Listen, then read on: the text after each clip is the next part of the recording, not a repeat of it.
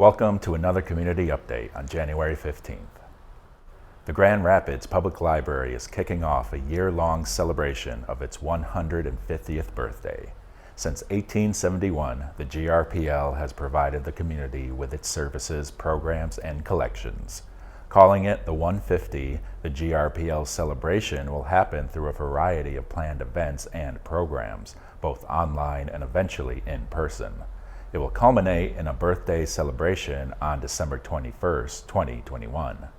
In its early years, the GRPL called several downtown spaces home, including a room above a dry goods store, space in the Ledyard building, and several rooms of the Grand Rapids City Hall.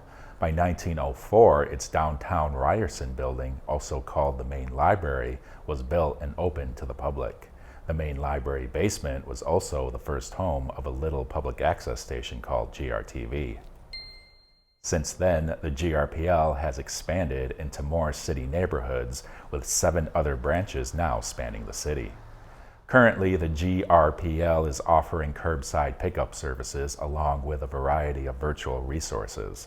Ongoing updates about the GRPL's available services and details about its 150th birthday celebration are available on its website. The City of Grand Rapids has launched a pilot program for free Wi-Fi hotspots in Grand Rapids city parks.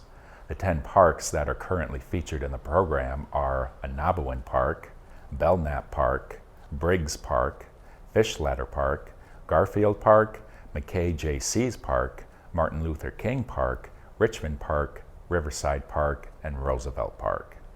The Wi-Fi hotspots have been placed in these parks near picnic shelters and pool houses. The presence aims to accommodate the growing need for digital services in our community. Updates about the program will be available on the city's Parks and Recreation Facebook page. The Michigan Department of Health and Human Services extended its statewide emergency order related to COVID-19 mitigation while relaxing some of its restrictions. The order now lasts through January 31st, with indoor group exercise and non-contact sports reopened to support mental and physical health.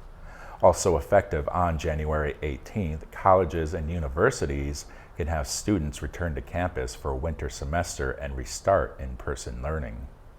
Indoor dining at restaurants and bars remains closed, along with restrictions on indoor residential gatherings above 10 people, office work unable to be performed from home, and others.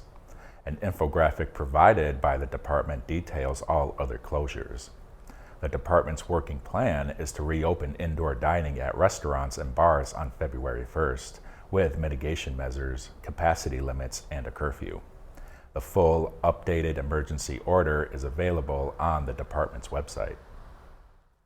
Grand Rapids-based realtor Meijer has been chosen by the state of Michigan as an initial pharmacy partner to help administer COVID-19 vaccines.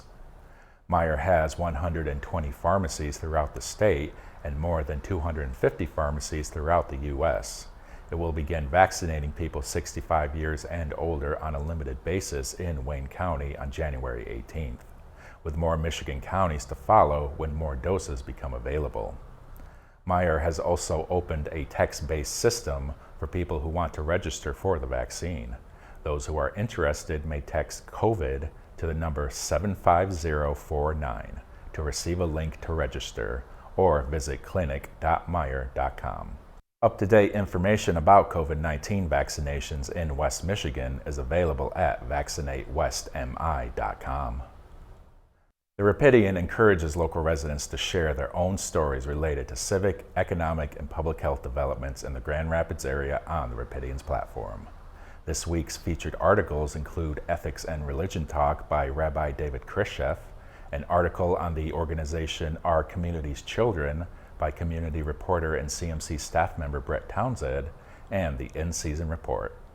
To get started as a community reporter, visit therapidian.org/write.